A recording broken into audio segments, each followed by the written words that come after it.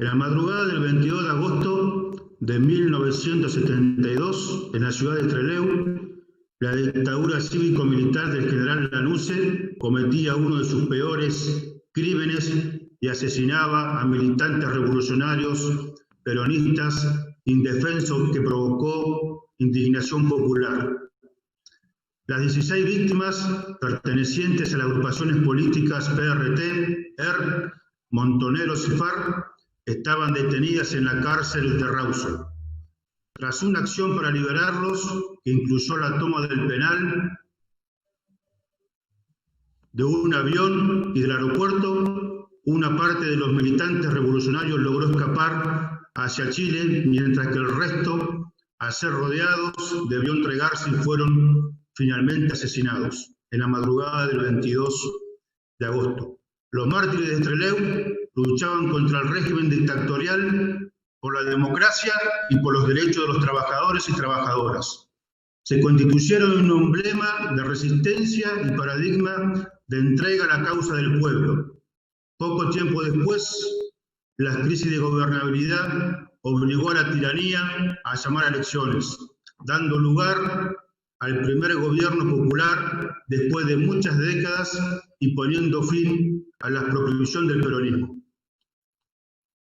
Finalmente, en 2012, la justicia pudo llevar adelante el juicio que determinó responsabilidades a los militares, condenando a cadena perpetua por delitos de lesa humanidad a los marinos Emilio Jorge del Real, Carlos Amadeo Marandino y el capitán Luis Emilio Sosa. Nuestros compañeros son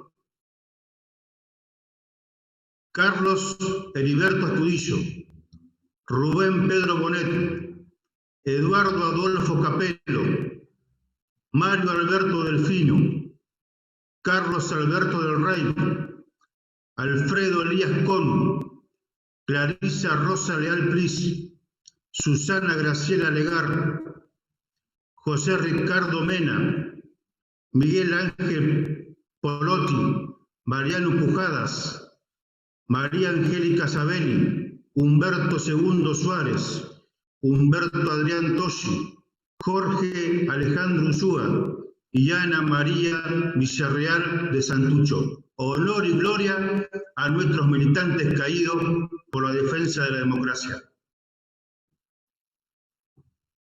Bajo el gobierno de facto de Alejandro Agustín Lanusse, el 22 de agosto de 1972 fueron fusilados en la base naval de Almirante Sar de Trelew 16 presas y presos políticos, reconocidos militantes de organizaciones armadas, Montoneros, FARC y ERP. Como consecuencia de la fallida fuga del 15 de agosto, en la que 25 militantes intentaron evadirse del penal de Rawson y solo 6 lograron escapar a Chile, se produjo la masacre. A la brutal violencia ejercida por el Estado Nacional le siguió la censura y la persecución a los periodistas que informaron sobre el tema. Los fusilamientos de Trelew marcaron un punto de inflexión donde el Estado acentuó su política terrorista, pero también el masivo compromiso político popular que encontró en los llamados héroes de Trelew un ejemplo a seguir.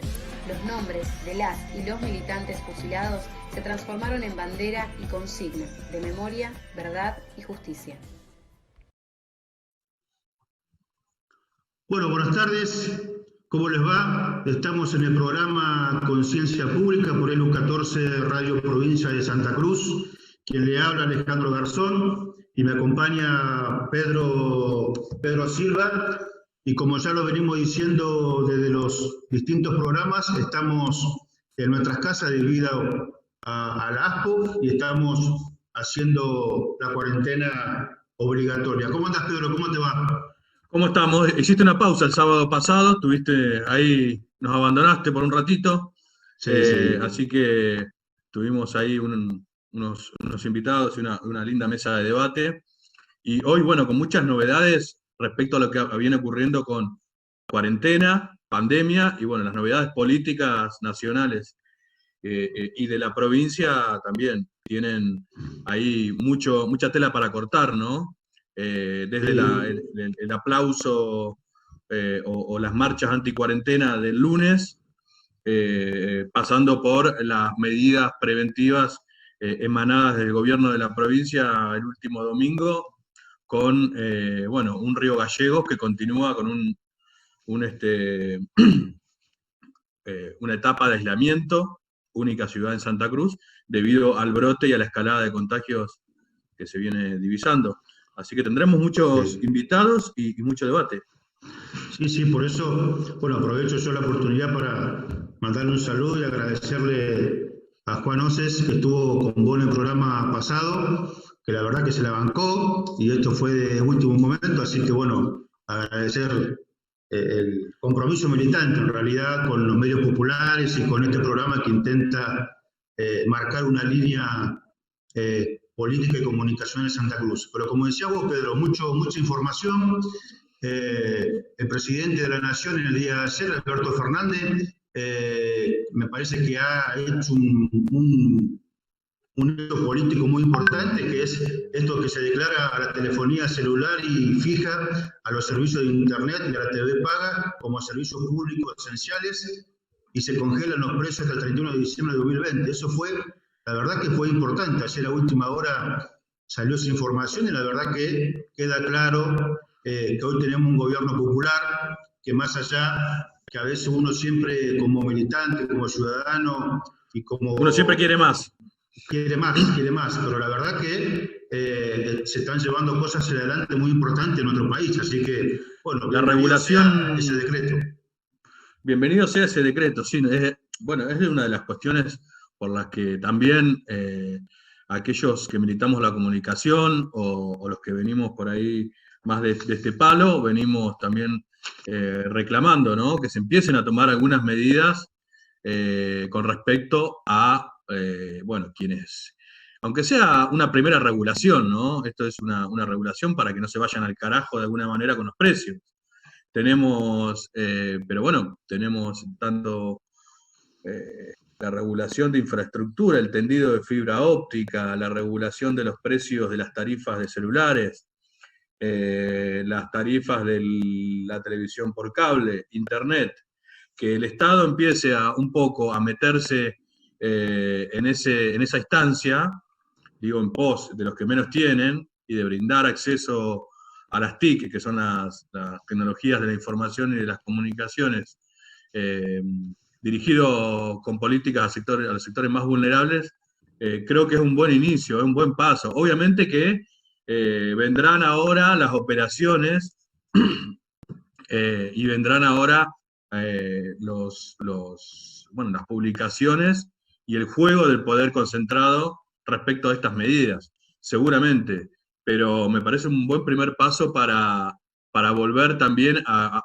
aquel lugar en donde el Estado era quien regulaba la economía y no el mercado, ¿no? Entonces es un buen punto de inicio, sí, claramente.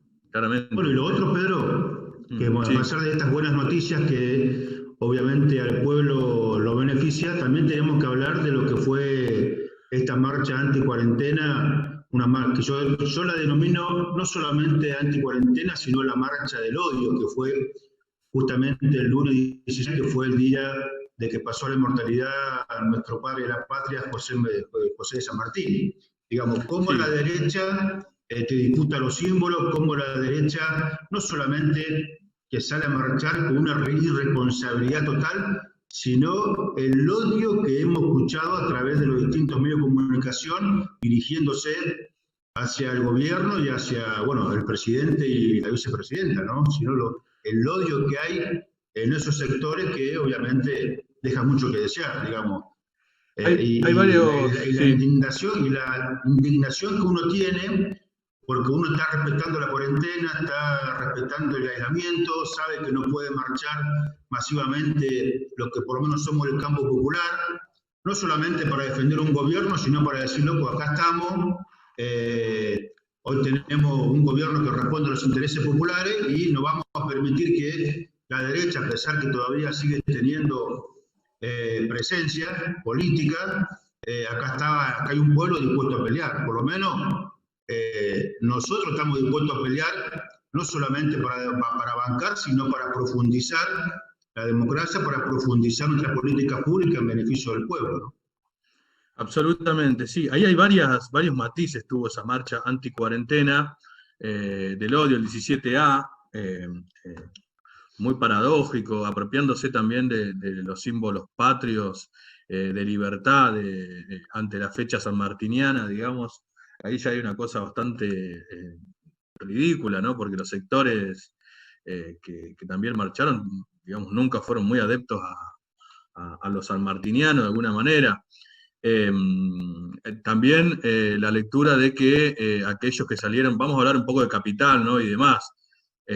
Obviamente que también hay sectores que quedan enganchados a esta evidente, digamos, marcha propiciada por los sectores concentrados de la economía, porque no fue una marcha de aquellos que realmente la están pasando mal, digamos, están pasando hambre, que no pueden cumplir con la cuarentena por necesidades básicas, sino que hay un sector de clase media alta de la capital de Buenos Aires que claramente salió con mensajes de odio. Vimos símbolos bastante denigrantes y bastante, básicamente, sí, de odio, como fue el símbolo de una horca en pleno centro de la ciudad de Buenos Aires.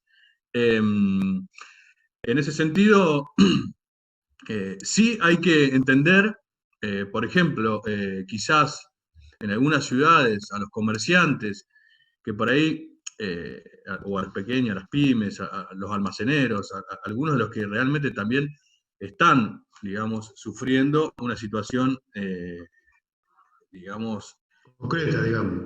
concreta. Sí, no entra nadie al negocio, los impuestos siguen y básicamente si esto sigue van a tener que cerrar. Digamos, allí hay un nivel de entendimiento hacia las pequeñas y medianas empresas y demás, que de hecho ahí estuvo, por ejemplo, en Santa Cruz, hubo un reflejo inmediato de la gobernadora para salir a auxiliar a los comercios, Sí. digamos. Pero por eso digo, hay que separar, ¿no? Bueno, por eso vamos a hablar un ratito más, Pedro, con el ministro de Trabajo de la provincia, Teodoro Camino, con este programa que Santa Cruz Protege sobre este tema. Pero como decías vos, Pedro, una cosa es el reclamo de los comerciantes, obviamente por la situación social de la que viven, que obviamente tienen trabajadores y trabajadoras y hay que pagar el sueldo, un montón de cuestiones, pero también es el derecho a proteger la vida, digamos, ¿no? Por eso se toman este tipo de medidas. Pero una cosa es, más allá de la marcha, una cosa es que salgan a reclamar pacíficamente y con todas las cuestiones de prevención, y otra cosa es el odio, otra cosa es el mensaje del odio, otra cosa es el insulto, otra cosa es decir, estoy en contra de la reforma judicial y no saben qué significa la reforma judicial. Entonces, digamos, queda claro que es una marcha antiperonista, es una marcha antigobierno y es una marcha anticriminalista. Tenemos que decirlo con todas las letras, más allá de la opinión que uno pueda llegar a tener. Así que, pero bueno, Pedro, estamos en buen camino, más allá de estas circunstancias, más allá de lo que pasa, la derecha sigue avanzando, tiene los medios de comunicación, porque también hay que decir que tanto los medios de comunicación masivos, que son los grupos económicos concentrados, como Clarín, La Nación, han militado y siguen militando para convocar a una próxima marcha dentro de unos días. Queda claro que la reforma judicial no le conviene ni a los funcionarios macristas, ni a los medios de comunicación hegemónicos. Sí le conviene obviamente al pueblo, que obviamente tenemos que aportar como ciudadanos y como organizaciones populares, pero no están quietos. Por eso es necesario, y yo lo digo con todas las letras, no solamente profundizar el debate en la sociedad, no solamente politizar a la sociedad, sino que tenemos que seguir construyendo medios de comunicación populares que puedan tener la voz del pueblo, la voz de los que sufren en los barrios, la voz de los que se organizan en los barrios, las voces de los miles y miles y miles de solidarios que hacen ollas populares y que están compenetrados con nuestro pueblo. Hay que construir medios de comunicación popular en esa dirección. Y alguna vez vamos a poder, desde los medios populares, poder instalar este debate de la solidaridad y el compromiso con nuestra clase, que es el pueblo, ¿no? Exactamente, coincido ahí. Claramente eh, hay una alianza, ¿no? Una alianza bueno, de los sectores políticos de derecha, porque muchos, digamos, la acción de esta marcha fue orquestada directamente desde arriba para abajo, no es que fue surgida desde aquellos sectores populares que están digamos, sufriendo la peor parte de la pandemia y unidos dijeron, bueno, salgamos a hacer, que estarían también en su derecho, como lo estuvieron los que salieron el lunes, ¿no?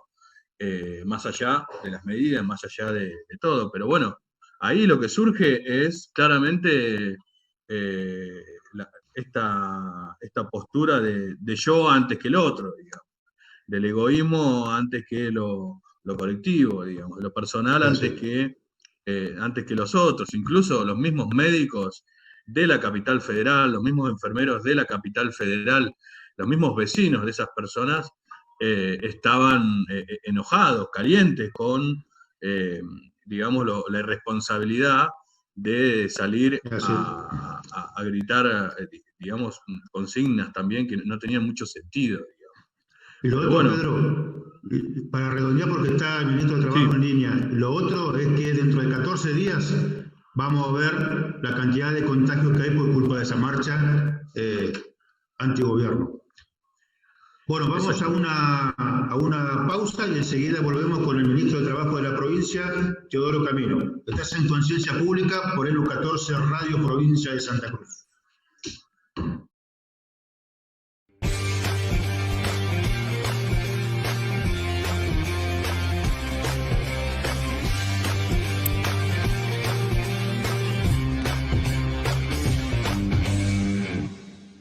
Bueno, volvemos con nuestro programa radial Conciencia Pública, que se emite por ELU 14 Radio Provincia de Santa Cruz.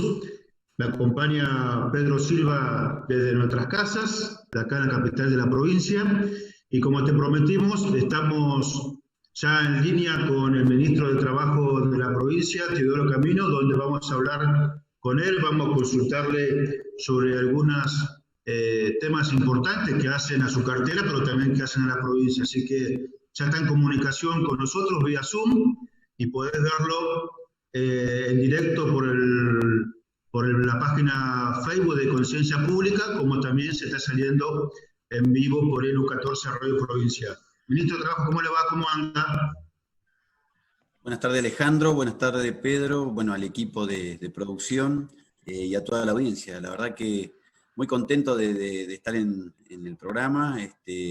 Lo hablamos hace algún tiempo. La verdad que este emprendimiento que pretendían ustedes llevar adelante, tal cual lo plantea el nombre del programa, Conciencia Pública, la verdad que es muy importante para Santa Cruz, para los trabajadores, y es muy importante también desde la cuestión institucional y política. Así que la verdad que los felicito y les agradezco la invitación.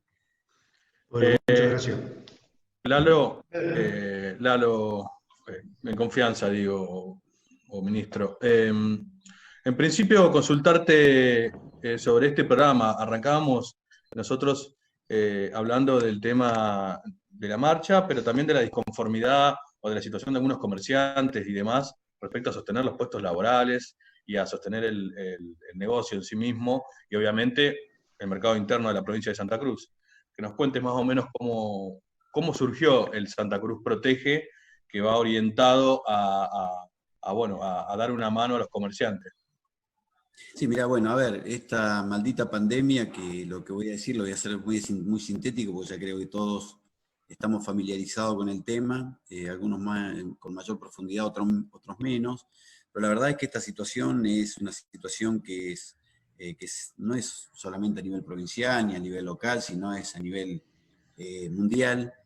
Y esta maldita pandemia ha hecho que algunos sectores sean muy golpeados, ¿no? Por justamente las situaciones de aislamiento fundamentalmente, incluso la de distanciamiento social en algunos rubros, pero el aislamiento ha hecho que no solamente en Santa Cruz o en la Argentina, sino también a nivel mundial, afecte de manera directa algunas actividades. En este caso, el Santa Cruz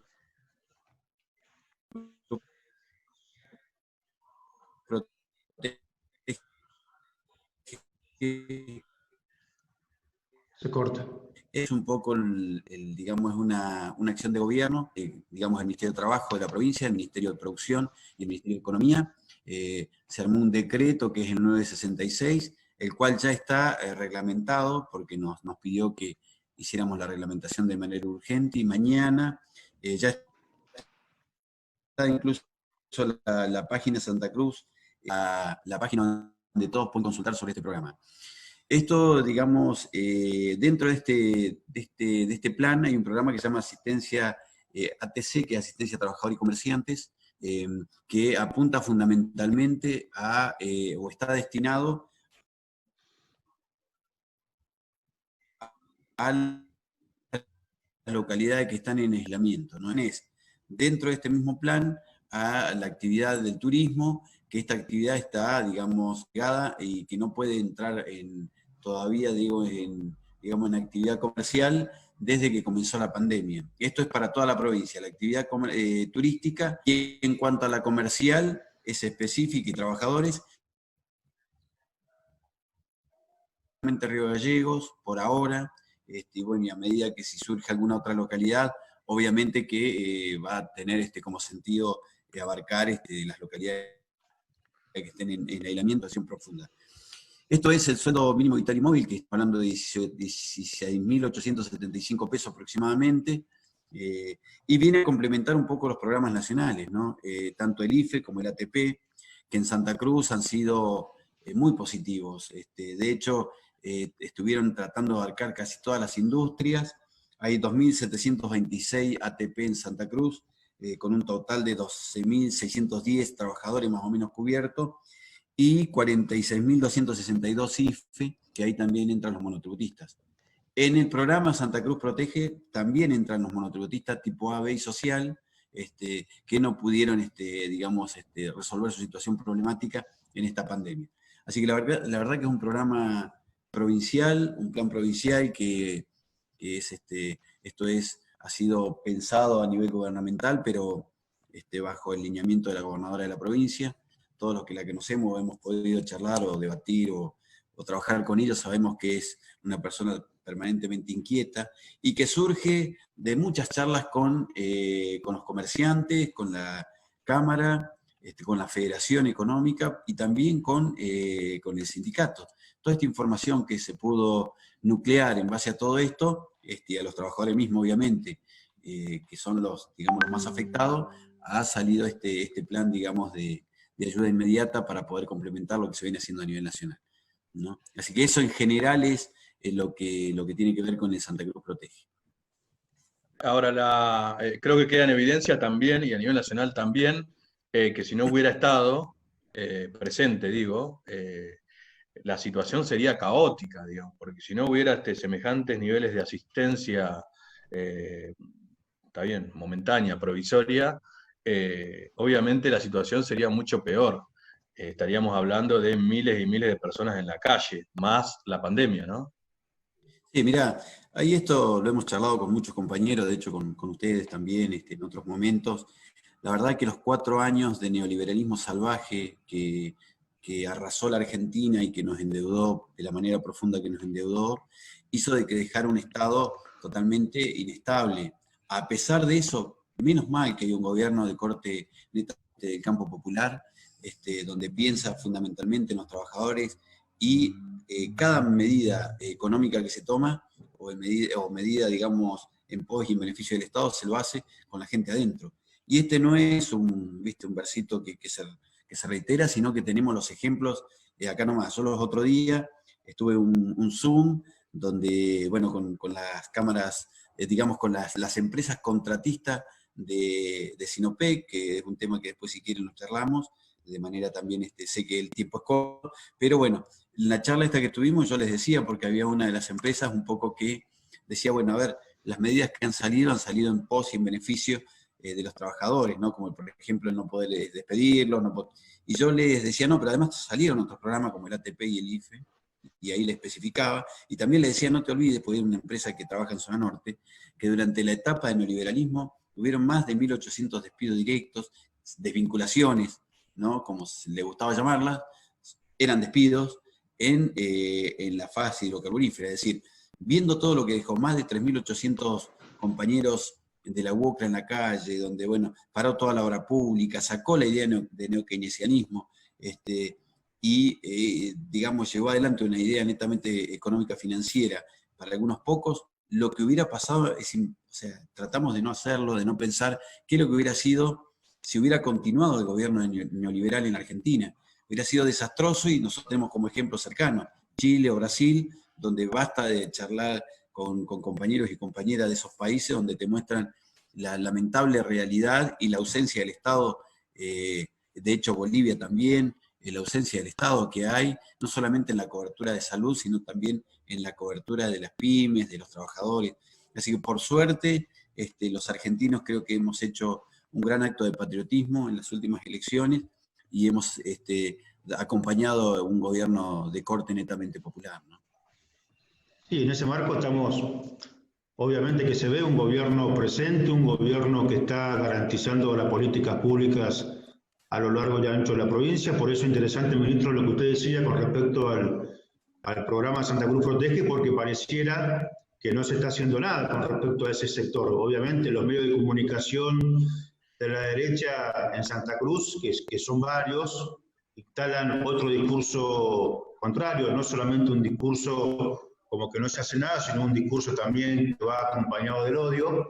Por eso es importante que ustedes, los funcionarios del gobierno, a través de distintos programas radiales como este, puedan informarle al pueblo de Santa Cruz lo que se está haciendo, porque pareciera que uno no avanza en ese sentido. Y con lo que usted dice, este programa alcanza a todos el sector comercial de la provincia de Santa Cruz y avanza en eso. Y como dice usted, si nosotros tuviéramos un gobierno a nivel nacional, hubiese estado Macri, y acá en Santa Cruz hubiese estado Costa, sería otra la película, ¿eh? No hubiese habido protección por parte del Estado, no hubiese habido políticas públicas concretas, se hubiese profundizado más aún el hambre, la desocupación, la miseria, no estaríamos fortaleciendo las empresas del Estado como está pasando ahora, que estamos reincorporando compañeros en fabricaciones militares, en ICRT, en distintas empresas que son valiosas para el pueblo argentino. Hoy sería la discusión otra, ¿eh? Por eso es importante lo que usted está diciendo, porque de lo contrario tendríamos otra Argentina, seríamos Brasil, seríamos Chile, seríamos Estados Unidos, que hay miles y miles y miles de personas muertas que mayoritariamente son gente de nuestro pueblo, digamos, ¿no? No son, más allá que todas las vidas son importantes, pero no se mueren por falta del Estado gente de la élite en esos países, ¿no? Sí, tal cual, Alejandro. Pero además quería, mira, puntualizar algo más, porque ahí va creo que la respuesta también es lo que planteaba de la marcha, Pedro. No es la primera medida que se toma en favor del sector. De hecho, en la etapa neoliberal ya estaba dada la emergencia comercial. Esa emergencia comercial continuó con la pandemia, donde tienen beneficios de distintas naturalezas, entre otras de tipo impositiva, a pesar de que en la pandemia y en el parate que hubo en las distintas actividades, la provincia recibió en algunos meses más del 40% menos en regalías y coparticipación, dado la situación lógica de pandemia. A pesar de eso, el Estado, hablando de este sector específicamente, continuó con la emergencia comercial, continuó con algunas exenciones impositivas a través de la CIP, es decir, esta es una medida más. En el medio, un poco lo que decía Alejandro también, los medios han inflado un poco la situación, siempre surgen estos medios de derecha que nunca se bancaron un gobierno de corte popular y ahora menos, y hacen de que, bueno, obviamente también incidan muchas veces en la opinión pública y un poco fueron los que fomentaron esta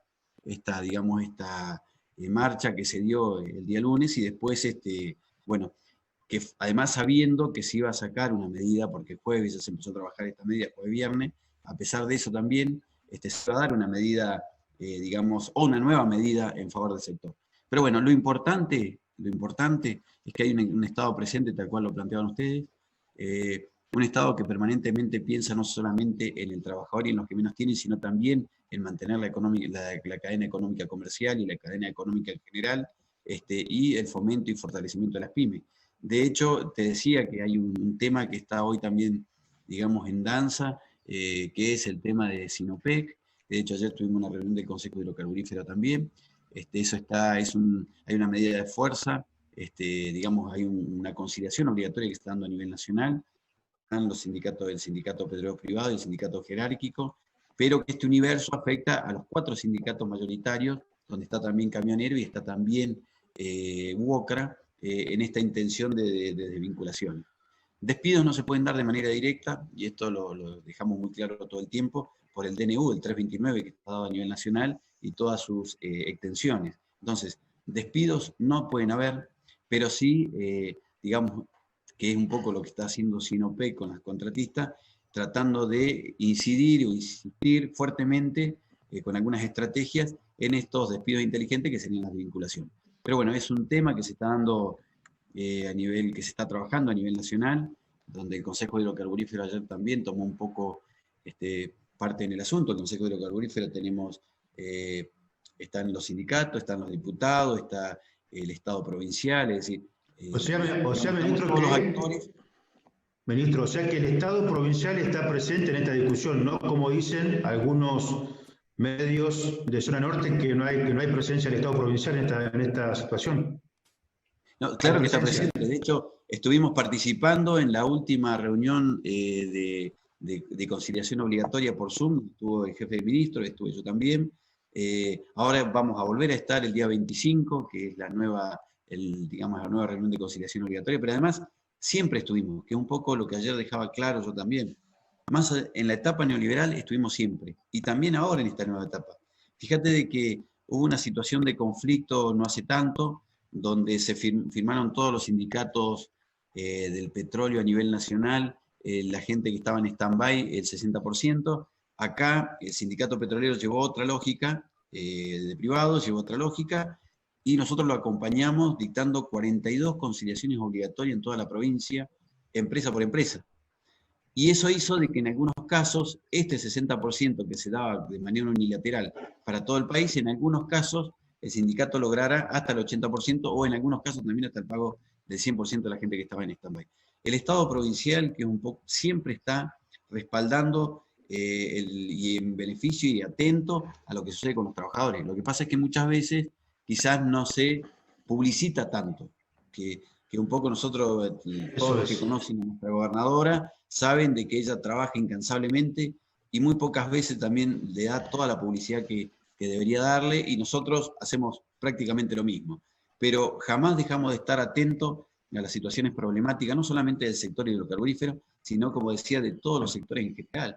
De hecho, hasta hace muy poco estuvimos varios conflictos en Puerto Deseado, donde fueron extensos, largos, y aún seguimos con algunas situaciones. Nosotros seguimos. De hecho, yo le di orden de forma directa a uno de los secretarios, que es de hecho de Puerto Deseado, Sergio Biote, que es el secretario de Trabajo, que él se encargue personalmente como tema central el tema de la pesca en Puerto Deseado, es decir, la situación pesquera que, como decíamos ante la pandemia, fíjate, la pesca es otro de los sectores que está fuertemente afectado, porque todo lo que se produce y se vende en el exterior se vende fundamentalmente para el turismo internacional, en España, Estados Unidos, Italia. Bueno, hoy sabemos lo que está pasando en los países y lo frenado que está la actividad, entonces cuesta muchísimo. Pero bueno, a pesar de eso, vuelvo a decirte, Alejandro, la orden de nuestra gobernadora y lo que nos ha encomendado es estar atento a cada situación problemática que pueda surgir. Y en eso trabajamos. A veces informando más, a veces informando menos, pero estamos atentos a cada situación problemática, ¿no? Bueno, ministro, ya tenemos que ir terminando la entrevista. Le agradecemos por toda la información que nos dio. Es muy valiosa para nuestro pueblo conocer, y acá tiene a disposición este programa radial de nuestra radio pública, a disposición para todo lo que quiera informar, y obviamente nuestra página web es Conciencia Pública, para informar lo que hace su cartera y bueno, todo el gobierno en general. Así que le agradecemos que esté con nosotros y bueno, que tenga buen fin de semana. Bueno, muchísimas gracias, Alejandro, Pedro, al equipo, Nahuel, que también él me ha contactado. Agradecerles muchísimo este espacio, porque lo que decís vos, Alejandro, para nosotros es muy importante porque podemos comunicarnos con la audiencia, que son los vecinos de Santa Cruz, e incluso sé que este programa trasciende. Felicitarlos por el emprendimiento y agradecerles, ¿no? Bueno, estábamos con el ministro de Trabajo de la provincia de Santa Cruz, Teodoro Camino, por Conciencia Pública y por ELU 14 Radio Provincia. Vamos a una pausa y enseguida regresamos con más información.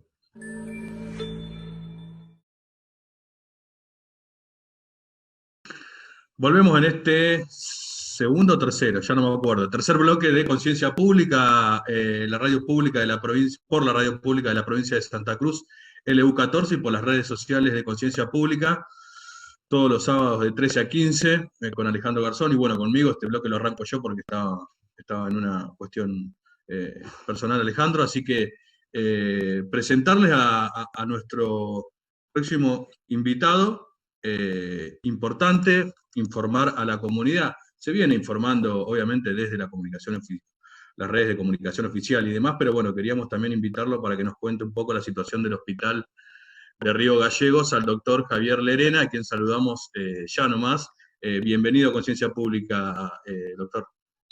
Hola, bienvenidos, buenas tardes, y bueno, un saludo también a todos los que nos están viendo y los que nos están escuchando. Te agarramos en medio del laburo, y eso, bueno, habla un poco también de la situación que estamos viviendo en Río Gallegos, y que nos cuentes un poco cómo están trabajando, digo, tanto a nivel pandemia como a nivel, bueno, de la logística dentro del hospital. Sí, bueno, la verdad es que desde que comenzó la pandemia, ya no tenemos sábados y domingos, en realidad, son días de trabajo todos los días, incluso los feriados, y aparte sumarle a todo esto lo de la pandemia, el laburo que uno hace a diario, ¿no? Que es también que soy cirujano infantil y también te tenés que deber a los pacientes, a las obligaciones que uno tiene como, aparte de ser director asociado del hospital. Pero bueno, en este contexto de pandemia, la verdad es que no hay que dramatizar, es el primer mensaje que yo creo que tendríamos que llevar a la gente, que no hay que dramatizar, no hay que relajarse, porque si bien las cosas ya sabíamos que con el tiempo tenían que ocurrir, no estamos ajenos a ninguna parte del mundo, ni a ninguna parte del planeta, de que en una pandemia, en un tsunami, en algún momento te va a tocar, nos dio tiempo como para ir preparándonos, pero siempre decíamos que esta pandemia no tiene teorías. El no tener teorías significa de que cada lugar no es igual al otro, por más que estemos en la Patagonia, y que no es lo mismo que Europa, no es lo mismo que diferentes localidades de la provincia, y bueno, nos encontró de alguna manera armados, porque estamos soportando este chaparrón que empezó hace unos cuantos días, y la verdad es que sabemos, no nos tiene que alarmar el que hayan 600, 700 positivos, porque como dicen todas las teorías en cuanto a lo que es la parte de salud, la pandemia al 80% de la población la va a agarrar de alguna manera asintomática. Y, sabíamos bueno, que iba a llegar este momento, ¿no? O sea, éramos conscientes de que iba a llegar, tenía que llegar. El tema era cómo nos agarraba, ¿no? Tal cual.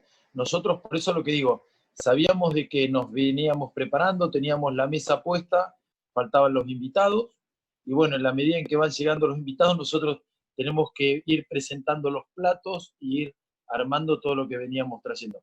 Sí que te hace cambiar de estrategia, porque esto es muy dinámico, ¿eh?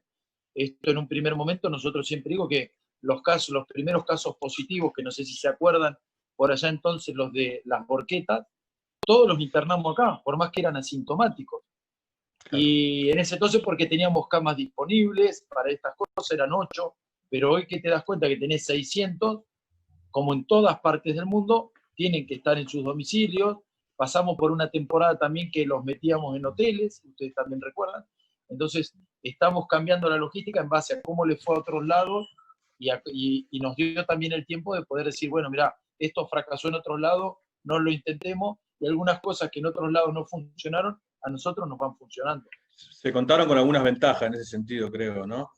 Digo, en cuanto al personal o a la capacidad de profesionales, ¿no? ¿Cómo estamos en eso? Digo, ¿hay preocupación o la situación, digamos, está proyectada como para no preocuparse demasiado? Sí, bueno, como todos sabemos, y nos afecta a toda la población, cayó personal sanitario, obviamente, agentes sanitarios que dieron positivos, y vuelvo un poco a lo mismo. Creo que en algún momento se relajó la gente, por más que al principio tomábamos todas las precauciones y tal, estábamos muy... Y bueno, también está el error humano, el factor humano, que en cuanto te desconcentrás o te relajás, el bicho aparece y ataca. Entonces hemos tenido bajas, también hemos tenido incorporaciones también de personal. Por ejemplo, comentarle a la población que hoy están llegando refuerzos que habíamos pedido hace tiempo para terapia intensiva. El recurso, por ejemplo, en terapia intensiva en el hospital siempre fue escaso, no es de ahora. Pero como decimos que esta pandemia también expone y acelera algunos procesos, nos pone en evidencia en algunas cuestiones. Si tenemos 8 terapistas y empezamos a tener más pacientes, y en alguna baja de un terapista de terapia intensiva, obviamente que vas a necesitar algún refuerzo. Hoy están llegando refuerzos de Nación, que esto nada, nadie lo sabe, hace media hora que ya nos confirmaron, esta noche para terapia intensiva. Lo de enfermería no es nuevo, hubieron muchas jubilaciones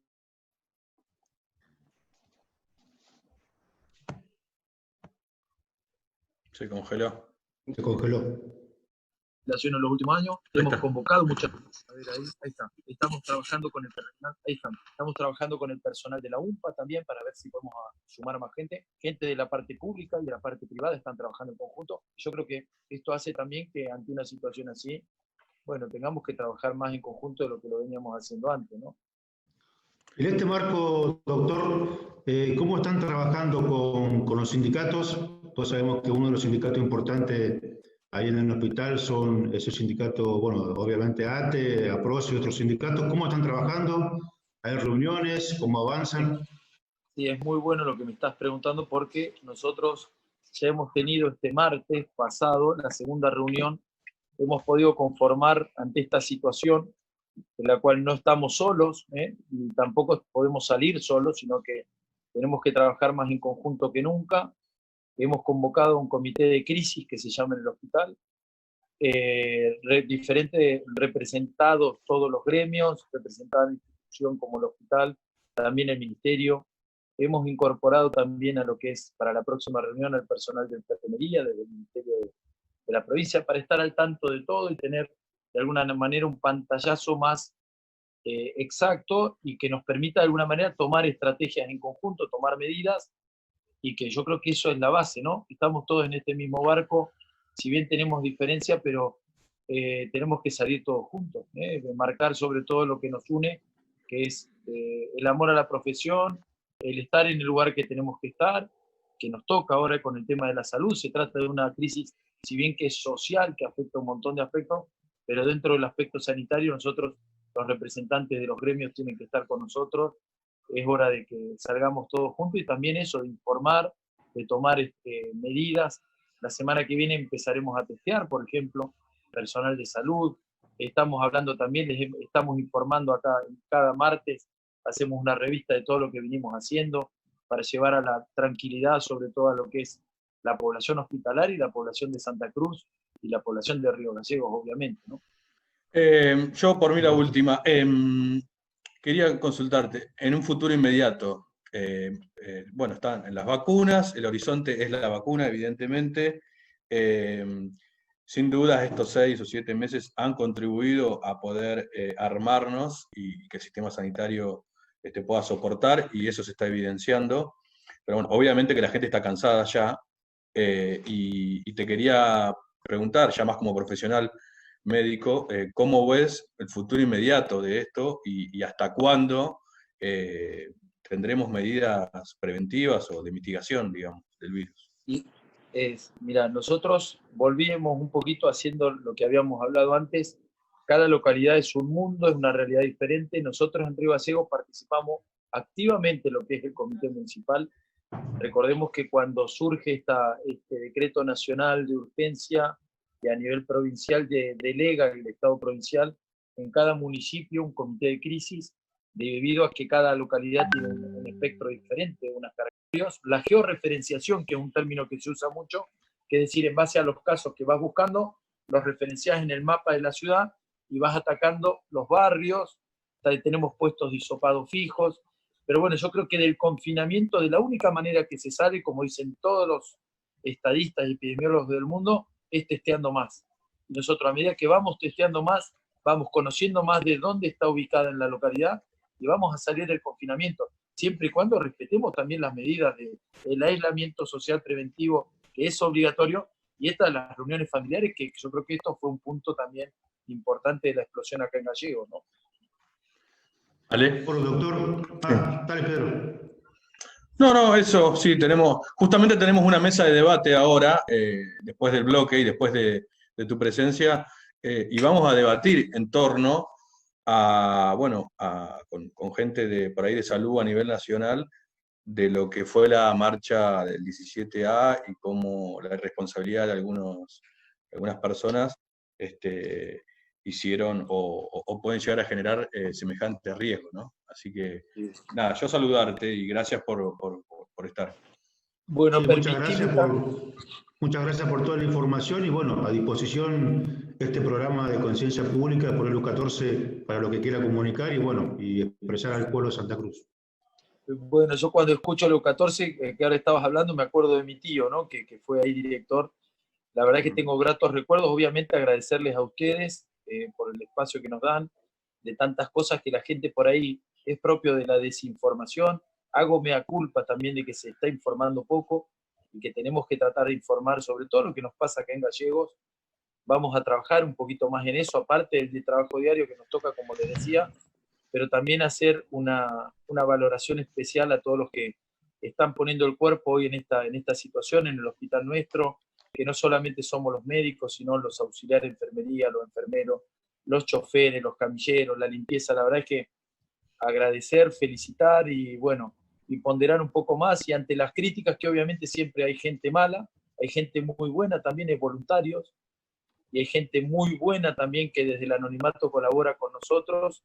Y bueno, nosotros que nos toca estar donde nos toca estar, tratar de hacer el mejor partido que nos toca, pero bueno, agradecer siempre a los que están en primera línea, que la verdad es que más allá no tenemos tiempo para hablar ni de salarios, ni de estupideces para sentarnos a escribir en una red social, sino que agradezcamos y pensemos que también podemos estar en el lugar del enfermo. Nos gustaría que nos atiendan acá en el hospital de la manera en que tratamos de hacerlo, de la mejor manera, ¿no?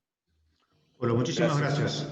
Pasaba con nosotros por Conciencia Pública, el U14, el doctor Javier Arena, director asociado del Hospital Regional de Río Gallegos. Y no te muevas de ahí, quédate atento porque ahora viene una mesa de debate muy interesante con dirigentes de varias provincias para hablar sobre el tema de los trabajadores de salud y obviamente el COVID. Ya regresamos.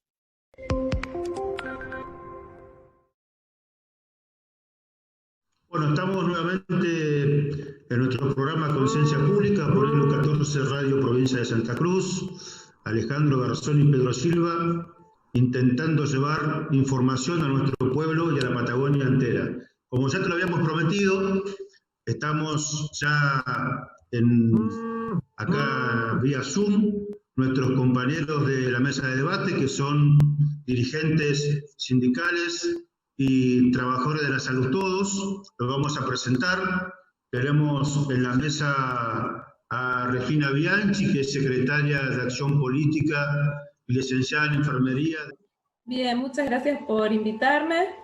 Y bueno, si quieren empiezo a contar un poco cómo está la situación acá ahí en Rosario.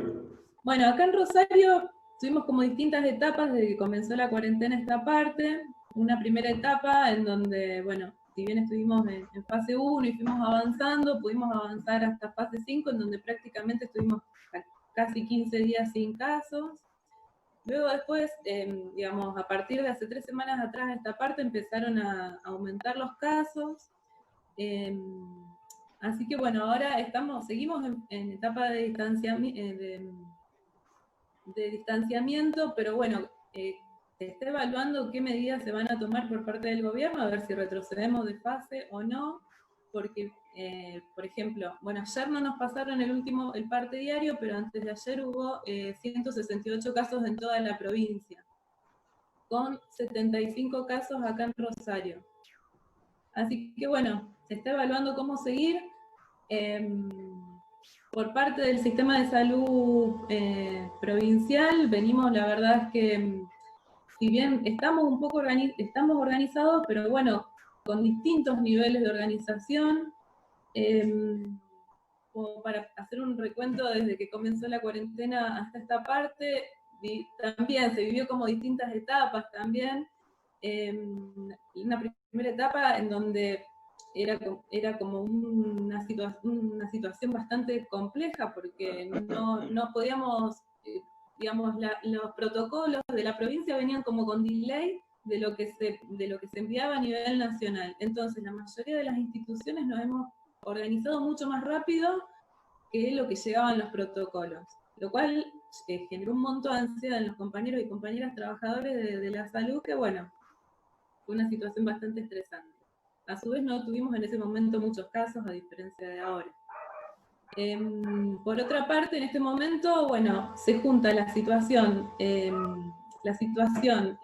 COVID junto con la situación salarial, que son los reclamos que venimos haciendo por parte de nuestra seccional ya desde hace más o menos 3 semanas a esta parte. También desde los reclamos salariales hemos tenido como distintas etapas.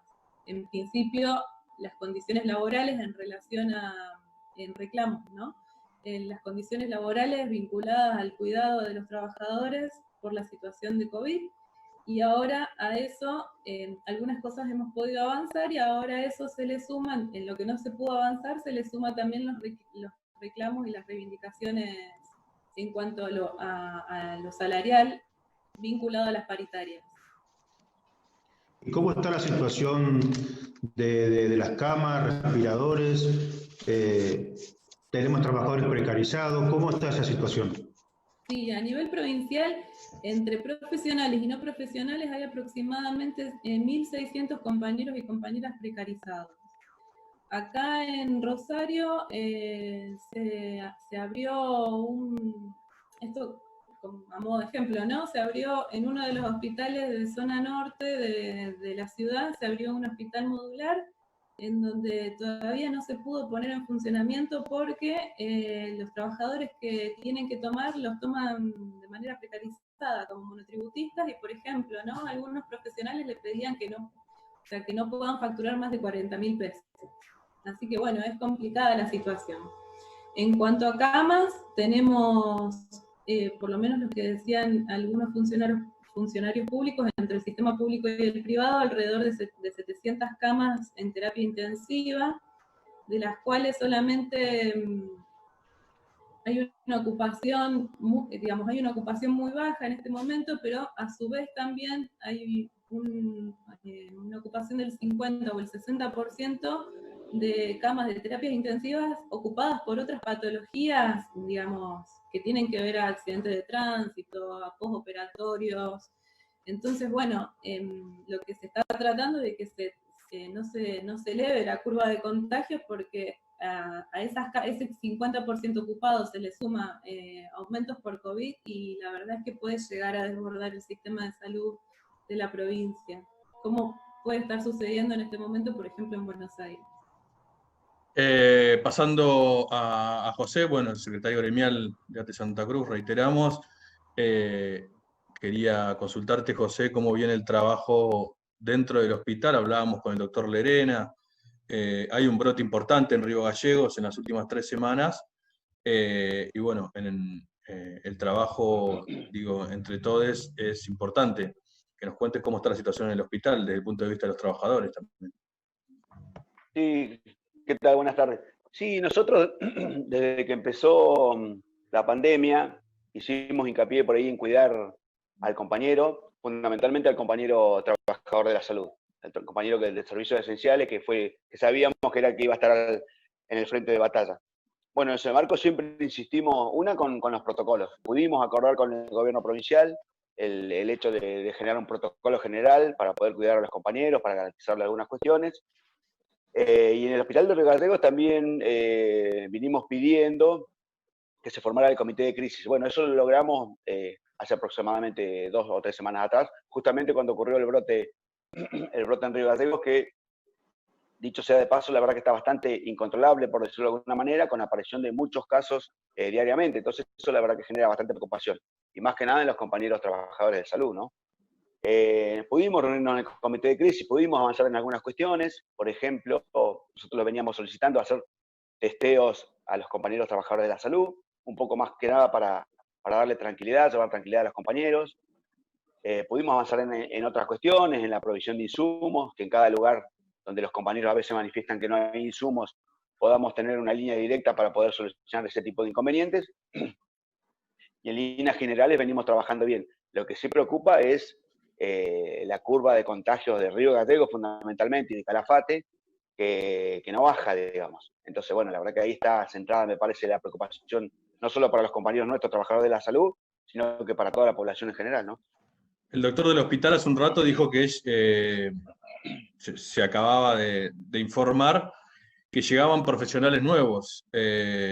Digamos, esto es noticia de ahora, digamos, reciente, desde Buenos Aires, para fortalecer el personal dentro del hospital por el tema también de la afectación de personal en el nosocomio. Sí, porque el recurso humano es otra cuestión que a veces es crítica, más que nada en nuestra provincia, por el tema de las distancias y por el tema económico, obviamente. Obviamente sabemos que enfermería, bueno, lo debe saber la compañera Regina, el tema de enfermería es crítico en todo el mundo y más que nada en Argentina. Se está haciendo uso tal vez de recurso humano, de compañeros enfermeros, auxiliares de enfermería, que es un tiempo igual, si se quiere, se prefería por enfermeros universitarios, por ejemplo, pero bueno, tenemos los compañeros. Hay precarización también, esto igual lo tenemos que decir, lo venimos diciendo, le venimos pidiendo al gobierno provincial que articule medidas sobre estos compañeros. Tenemos compañeros precarizados en el Ministerio de Salud y Ministerio de Desarrollo, que son lugares esenciales y que han estado estos compañeros trabajando en el contexto de la pandemia. Bueno, le estamos pidiendo, eso sí, a ver si podemos tomar cartas en el asunto y poder empezar a solucionar los problemas de estos compañeros. En el caso, bueno, sí, dale. No, dale. Bueno, el compañero Rodolfo Arrechea quería pasarle la palabra. También que nos cuente. Y aparte informar a la sociedad que en el hospital que trabaja Rodolfo Arrechea, que es el Hospital Rivadavia, lamentablemente, bueno, él lo va a decir, pero ha habido compañeros de salud que han muerto por el COVID. Así que, bueno, Rodolfo, podés dar un pantallazo nacional de la situación y, bueno, te escuchamos. Sí, bueno, gracias por la invitación también. Un gusto poder charlar sobre la cuestión de la salud, que en mi caso hace 42 años que venimos transitando estos lugares y estos espacios a través de la Asociación Trabajadora del Estado.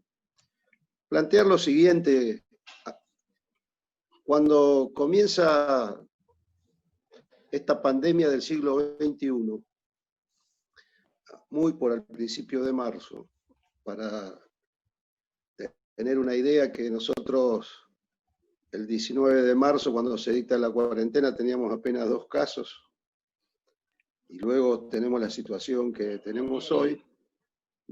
A mí me gusta graficar una situación. Distintos gobiernos han debilitado, producto del abandono, el sistema de hospitales públicos. Fundamentalmente en los últimos 4 años, no solo lo abandonaron, sino que premeditadamente lo debilitaron a tal punto que eliminaron el Ministerio de Salud Pública, dejaron de lado las vacunas del sarampión, que luego salió por todos los medios, más de 13 millones de vacunas que encontraron en depósitos, ni bien empezó la gestión allá hace 9 meses. Dejaron de llevar adelante las vacunas de meningococo para las criaturas de hasta 11, para los chicos de hasta 11 años, y a nuestros ancianos le quitaron todos los remedios. Entonces, llegamos en una situación, en una pandemia que afecta y afectó a todo el planeta, estando 20 metros bajo el agua. Por eso se justifica empezar en forma tan temprana el aislamiento social obligatorio, porque había que fortificar el sistema de salud pública. Lo importante y que ha quedado la resignificación del rol del hospital público para el pueblo. Claramente es el hospital público el que en forma realmente más importante la que está enfrentando la pandemia con el principal valor e insumo que tiene un hospital, que son sus trabajadores, entregando todo hasta la propia vida, porque tenemos 65 compañeros fallecidos en distintos puntos del país. En mi hospital son 2 compañeros, un enfermero y una médica, jóvenes. Ayer estuvimos haciendo un acto en las puertas del Hospital Durán porque en los últimos días, nada más, fallecieron 3 compañeros y así podemos ir citando. El tema es que yo tengo el honor, digo, de que el gremio me designó en el Comité de Emergencia que funciona en el Ministerio de Salud de la Nación, donde una vez por semana repasamos todos los datos. Y tenemos que recordar, porque esta pandemia a veces te desubica hasta en qué día vivís. Parece que fuera hace no sé cuántos años, pero fue a principios de marzo. Nosotros como gremio, en algunos distritos comenzamos reclamando barbijos y camisolines hidrorrepelentes. Barbijos. A ese punto estábamos cuando nos empieza a avanzar la pandemia en el país. Y no circulaba el virus. El virus venía de los que venían de afuera. Entonces realmente estaba enfocado hacia una parte de la sociedad.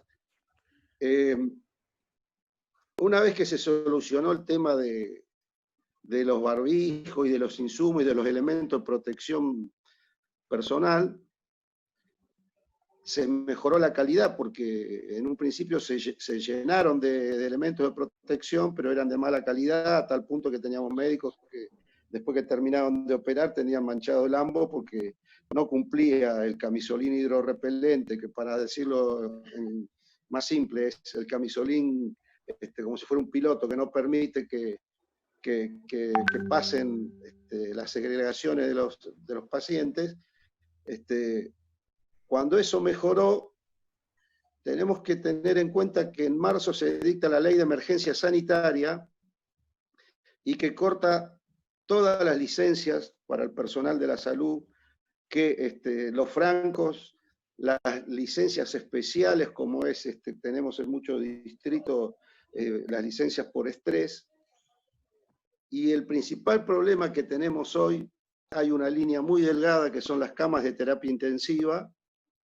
Es una línea roja, pero el otro tema que se agrega es que por cada trabajador infectado, que en la República Argentina son 20.000 trabajadores de la salud que se han contagiado, 20.000, por cada trabajador que se infecta, por lo menos 4 quedan que tienen que pasar a aislamiento por contacto estrecho. Entonces, lo que está ocurriendo, por lo menos en la ciudad de Buenos Aires, en el hospital donde estoy y en otros lados, que se han cerrado la unidad coronaria, varias clínicas, la cirugía general, el servicio de pediatría.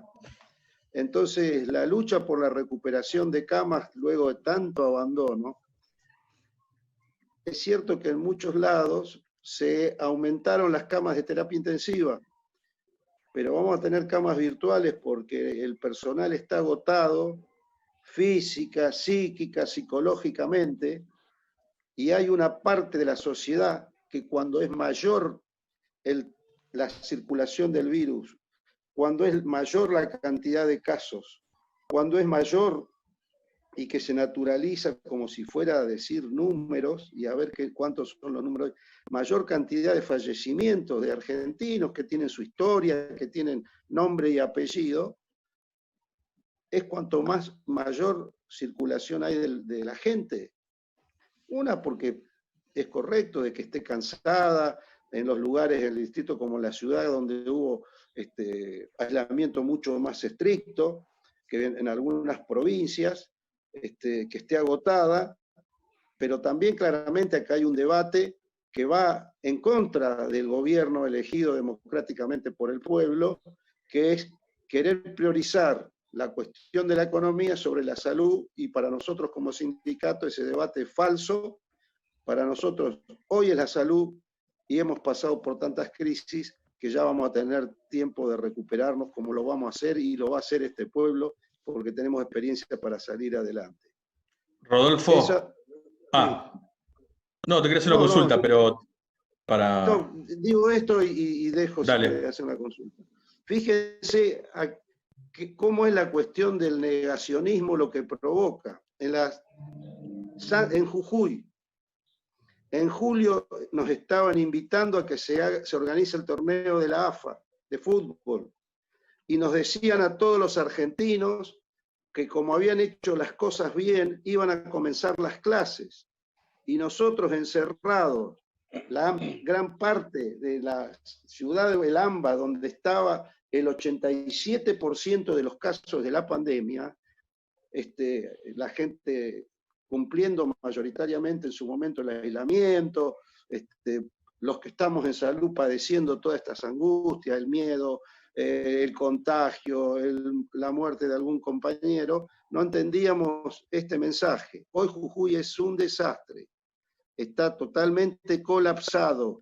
Hay más de 5.800 casos de parte de la población, una ciudad muy chiquita que ya tiene 163 fallecimientos, 167, yo por ahí tenía anotado, hablé estos días con los compañeros de Jujuy, 93% de ocupación de las camas de terapia intensiva, pacientes que tienen que ocupar camillas, y al día de ayer ya las camillas estaban abarrotadas y había seres compatriotas tapados con frazadas en el piso, y que ahora no saben a qué lugares están yendo algunos ministerios donde se hacían trámites para armar camas en forma precaria, porque el hecho de ser hospitales tan viejos y obsoletos, porque están necesitando oxígeno, dificulta poder implementar el tema del oxígeno que sea centralizado,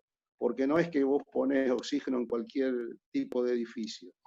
Entonces, esta cuestión, Mendoza, la ciudad de Mendoza, que nunca tuvo el aislamiento obligatorio, tiene otra modalidad que se llama el distanciamiento. Tienen 3.700 mendocinos en los hoteles. Tienen el 75% de las camas de terapia ocupadas. Y cuando uno dice 75, quiere decir que hay lugares, centros de salud que tienen el 100% de ocupación. La Argentina, que es tan amplia, tiene distintas localidades. Imagínense lo que debe ser en las ciudades más chicas de Mendoza. Por no decir la ciudad de Buenos Aires, que tenemos 450 camas y tenemos una ocupación el sábado anterior de 302 camas de terapia intensiva ocupadas, y dicen todos los días que el promedio de contagio en la ciudad es de 1.000 casos, y cada 1.000 casos el 5% va a parar a la terapia intensiva, y el promedio de ocupación de camas de un paciente COVID es de 20 días. Entonces hay hospitales que ya colapsaron, que tienen ya la total ocupación de las camas, como es el caso del Durán con 300 compañeros contagiados, como es el caso del Ramos Mejía con el 87%, y estos hospitales son hospitales inmensos, grandísimos, son ciudades de más de 1.800 trabajadores. El Posadas, y el último dato del día de ayer, 502 compañeros trabajadores de la salud que dieron positivo con COVID. Terrible. 1.700 compañeros aislados. La terapia totalmente repleta. Un hospital de 5.000 trabajadores tiene el 50% de sus trabajadores fuera del circuito. 3 fallecimientos el Posada. El impacto que provoca en todos nosotros cuando un compañero que vos lo veías prácticamente cotidianamente, al otro día no lo ves más porque perdió la vida, porque se fue, es tremendo.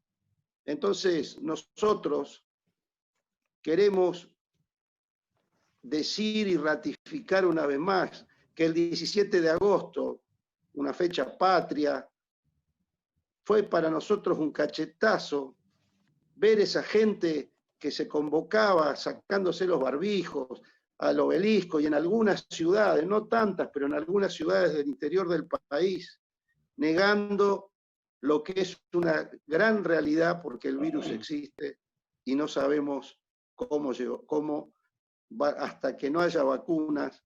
La única situación es tratar de cumplir con el aislamiento. Y hay algunos famosos, como el caso del escritor Sebrelli, con 90 años, diciendo que esto es una dictadura. Nos gustaría que se cure, que se recupere, pero cuando salga que diga que para él curarse, 7 personas mínimamente de salud, que es el promedio, que atienden, lo tuvieron que atender para recuperar su salud. Entonces, estamos en una situación realmente de que hasta que no haya la vacuna, vamos a estar con esta gran tensión, porque durante muchos años, y sobre todo el macrismo, llevó adelante un aparato de destrucción del Estado. Lo bueno es el rol que tiene hoy el hospital público y el centro que se armó en el Ministerio de Salud, que abarca, está conectado con todas las terapias intensivas del país, que es único en el mundo. Realmente eso la población no lo sabe, y eso significa estar con las políticas públicas de salud de los hospitales, haciendo un intento por estar todo centralizado para que se sepa dónde estamos parados, porque imagínense que si el hospital público está en esta situación, en los hospitales y en los sanatorios y clínicas privadas hay buena hotelería, pero no hay manera de enfrentar a la pandemia como lo hacemos en los hospitales.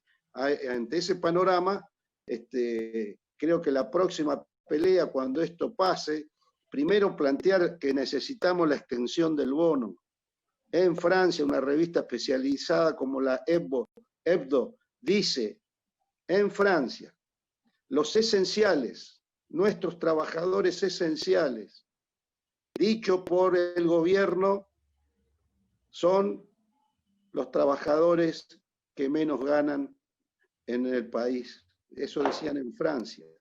Y acá en la Argentina, nuestros esenciales, que estamos entregando todo, hasta el último aliento, pero que no salimos de nuestras casas para perder la vida, sí por una vocación, sí porque el sujeto principal de nuestra pelea es el paciente, pero nosotros salimos de nuestra casa para ganarnos sustento y tenemos los sueldos más bajos del Estado, como pasa, por ejemplo, en Misiones, que tienen tecnología del siglo XXI, con sueldos del siglo XIX, con médicos que ganan 20.000 pesos, todos contratados, y enfermeros que ganan 9.000 pesos. Rodolfo, justo, sí. No, dale, Pedro. No, ya la que respondí, bueno, la pregunta que le iba a hacer, hablar respecto del tema de la cuarentena, de la marcha anticuarentena. Y lo mismo le iba a preguntar a Regina también, en el caso de Rosario, ¿cómo se dio? Bueno, respondo yo. Acá en Rosario, digamos, tuvo cierta convocatoria, se concentró gente en el monumento, hicieron caravana por algunos lugares de la ciudad. Después, por supuesto, que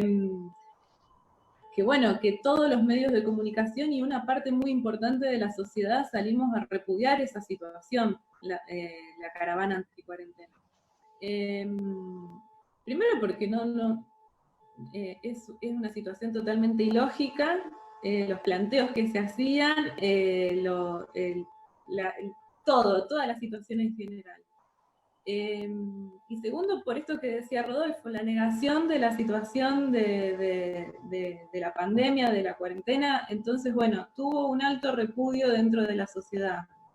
Pero bueno, también hubo una convocatoria, no voy a decir grande, pero bueno, había gente en el monumento, que también a muchos de nosotros nos dejó sorprendida. Pero bueno, el repudio fue más grande. ¿Vale?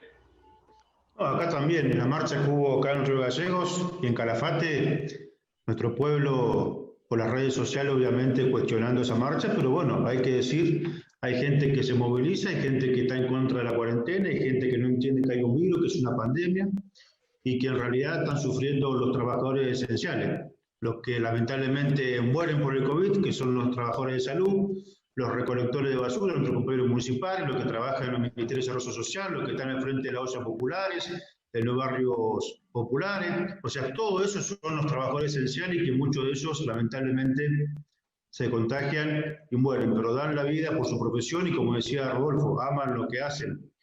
Pero bueno, yo ya quedan 5 minutos de programa. Estamos hablando, le digo al pueblo que estamos hablando con Rodolfo Arrechea, que es el director nacional de salud de la Asociación Trabajadores del Estado, con Regina Bianchi, que es secretaria de Acción Política, licenciada en Enfermería de la seccional de Rosario Santa Fe, y con el compañero José Navarro, secretario gremial de ATE Santa Cruz, que es trabajador del Hospital de Río Gallegos. Yo, Rodolfo, te vi conociéndote porque somos compañeros de hace años, te vi emocionado, te vi que estás, obviamente, y lo digo en el buen sentido de la palabra, quebrado por todo lo que, sentimentalmente, por lo que pasa en los hospitales de la ciudad de Buenos Aires, donde hay un gobierno que queda claro que no respeta a los trabajadores, que por los medios de comunicación dice una cosa y en realidad hace otra. Sé que sos un militante de la vida, que sos un militante sindical con todas las letras y que está en la primera línea con tus compañeros, como hacemos muchos dirigentes de ATE. Así que, más que nada, agradecerte porque es importante tu testimonio y que nuestro pueblo en Santa Cruz pueda escucharlo y a través tuyo que la sociedad pueda valorizar el trabajo que hacen los compañeros, no solamente los médicos y enfermeros, sino los camilleros, los compañeros choferes de ambulancia, los administrativos, o sea, todo el sistema de salud para enfrentar esta pandemia. Por eso rechazamos y repudiamos de este programa esa marcha anti-cuarentena, esa marcha del odio, esa marcha que no respeta a los trabajadores que están en primera línea. Así que yo decirte desde acá, toda la fuerza necesaria, el coraje necesario y, bueno, y toda la buena onda de estas tierras patagónicas para lo que queda de la pandemia, que obviamente falta mucho todavía.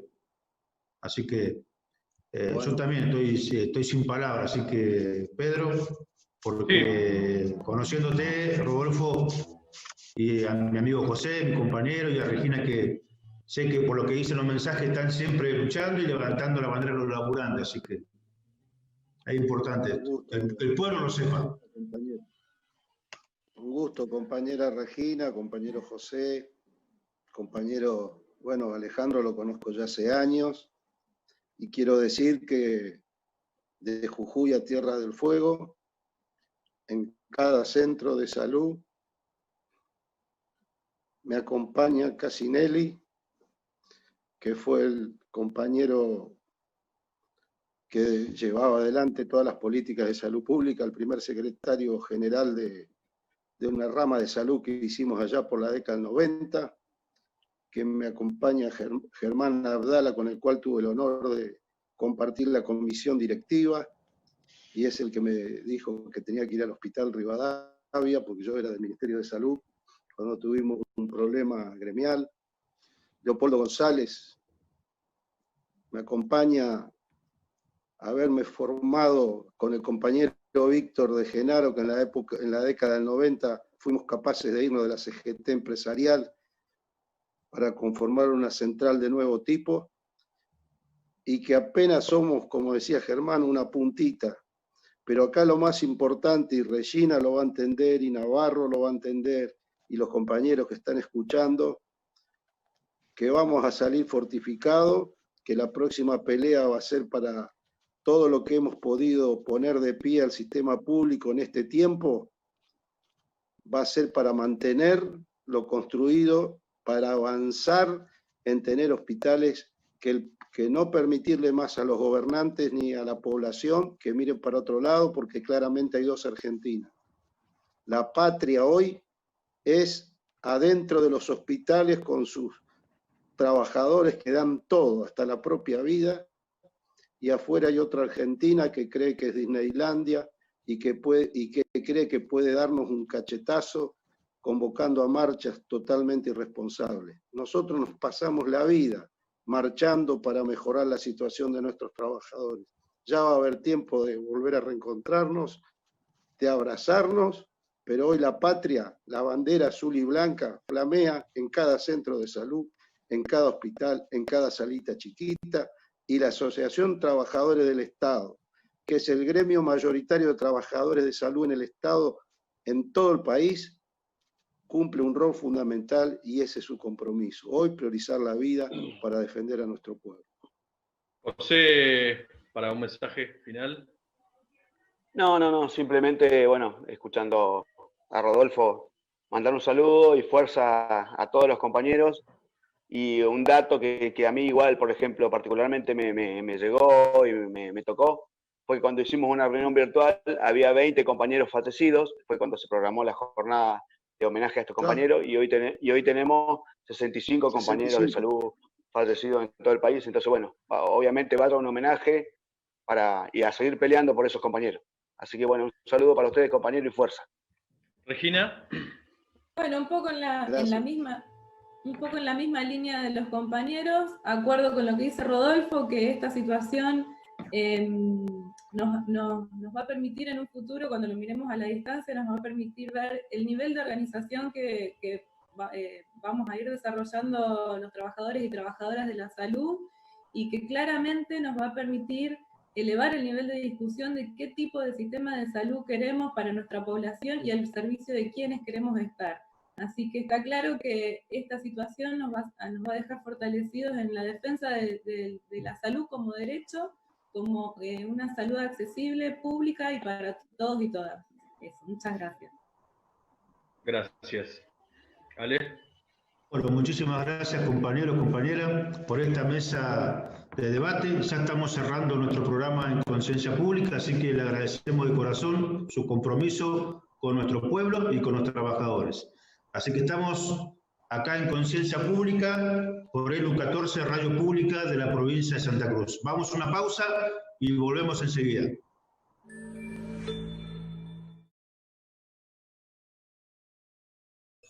Bueno, Pedro, retomamos nuestro programa, ya estamos al cierre del programa de Conciencia Pública.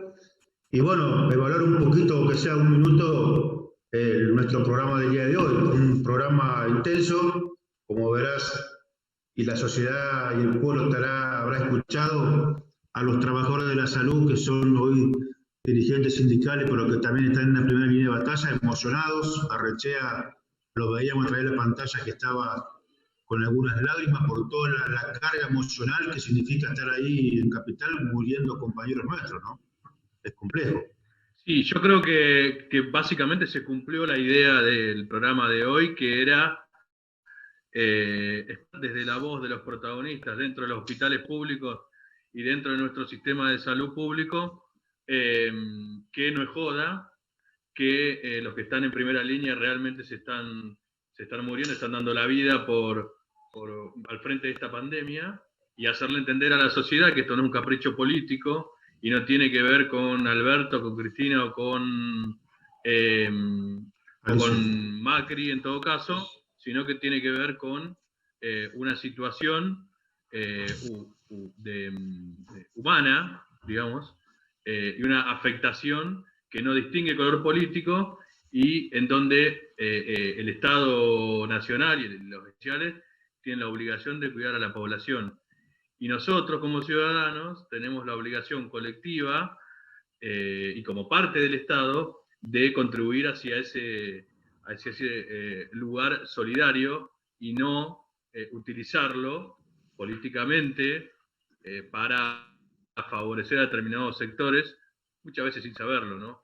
Así que creo que quedó claro en la voz de los protagonistas, digamos, la emoción de quienes están en los hospitales de la capital federal, por ejemplo, en donde en muchos casos no hay alternativa, ¿no? No hay alternativa, están ahí sin retorno y bancando la parada, digamos. Entonces, allí me parece que el mensaje era ese, que hablen ellos, que no hable las referencias políticas, que hablen los trabajadores. Los verdaderos protagonistas de esta pandemia. Pedro, ya estamos terminando y voy a leer algo que puso la gobernadora Alicia Kirchner en su red social y que culmina nuestro programa y nuestro día.